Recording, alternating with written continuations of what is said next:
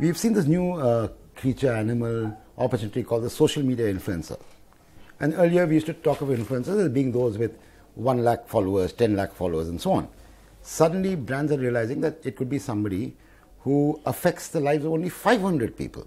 And you don't know him or her, but can affect the purchase and sale of a car, can affect the purchase and sale of a shampoo. So how do marketers deal or tap into the social media influencer? And what's your view on that? Yeah, I would say influencers is a newer expression we're using in a sense, right, like what we used for celebrities before. Right. Okay. Now, people trust an influencer if he's not paid for what he's saying. Correct. Absolutely. Okay. I've always told my brand teams that if you ever use an influencer, please write below that we have paid him X amount or we have paid him to say this. Right. And I think or her. Him or her. Because you should never mislead the consumer. Right. When the consumer realizes that the influencer has been paid, then he or she is very hurt. And he or she then doesn't trust you. Right. Okay. So if you get good authentic influencers, okay, then I think it's an absolute slam dunk. So if you were to get a chef for food, a high quality chef, a Michelin chef, like a Vikas Khanna, sure enough. If you were to get a high quality sports person for a sport or an energy drink or something like that, fantastic. Okay. So you have to choose the right person. Okay. Influencer just cannot be somebody who's a movie star or who's this or who's that. He must have a genuine, let's take play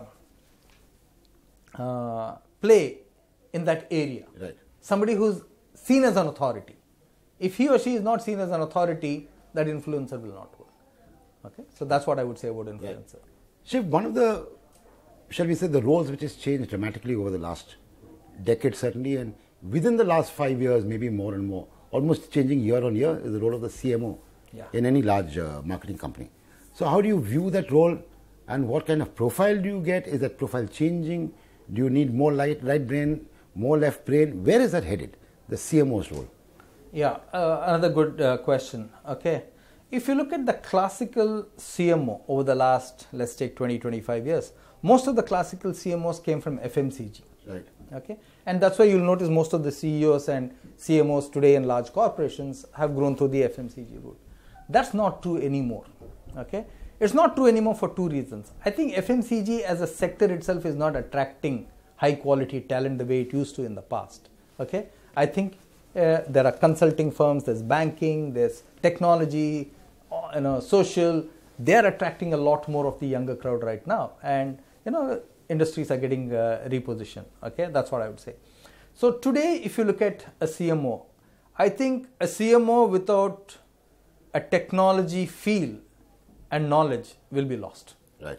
Okay, a CMO without a penchant for data analytics will be lost. So the CMO's job maybe 15 years ago was just looking at the Nielsen report or the ORG report, looking at it, seeing trends, etc. No longer enough today. I think you have to get much more into analysis today than ever before. I think a CMO's role in the past was much more consumer-led, which was saying, okay, I understand the consumer, his need, his want, his desire, and I have a offering for that. Today, I think a CMO has to be very well versed in the customer side also. Okay. Right. So in the earlier days, the delineation between sales and marketing was very, very clean. Today, I don't think it's that clean. Okay. Next, I would say the CMO has to do a lot more partnerships today than ever before. Much like the CEO. Absolutely. So now look at all the QSRs and the marketing of QSR. Look at all the food and beverage brands. Look at all the entertainment brands. They're all partnership brands. So you work with somebody else in an ecosystem and you do that. So I think the role of the CMO has broadened a lot more. Okay, added many more dimensions, today than it was ever before. Right. So finally, now I'm going to ask you to. We'll close this conversation. How do you see the next few years as a time for the CMO? Should he be, or should he or she be very frightened, hungry for knowledge? What do you see that person? Because the CMO all these years has been very comfortable. Is there room for a comfortable CMO anymore? No. I don't think there's a room for a comfortable manager anymore. Forget CMO. Right. So anybody in the organization, if you're not learning, you're extinct. Right. You're absolutely extinct. Okay. Today, the number of people, good people out there looking for good jobs is amazing. Not one or two. We are discussing this before. So what you can do is learn and unlearn very, very quickly. Right. Upgrade your capability and skills very, very quickly. We are talking about the digital impact and the social impact. I think automation, which is part of digital, will sweep across the world if it's not doing so already, and every sphere of the value chain or business or whatever you may want to call it. The kind of jobs which will be left in the future world are to do with people, creative and social jobs. Those are the kind of jobs which are there. Okay, so you really have to be, as a manager, a very good practitioner of those skills. Okay, to know that. So you have to shed your old capabilities and your old skills very, very quickly in order to meet the new world. Right. Okay, so equally I believe that people will give you more and more chances. Okay, because everybody is searching for an answer. Absolutely. Okay, so you'll get more opportunities, but shorter tenures in opportunities. Right. Okay, that's what I think will happen.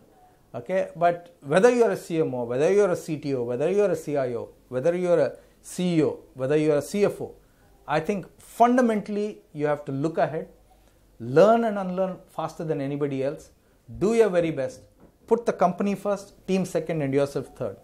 Okay, the only thing which can stop you if you do this is bad luck. That's all. But that's okay. Fantastic. Thank you so much, Shiv. Thank you, and hope to talk to you again in 6 months. Once you've had 6 months at Aditya Birla Group, and perhaps we'll discuss more about Aditya Birla Group and less about global happenings and developments. Thank you so much. Thank you, Anand. Thank you very much. Pleasure to be here.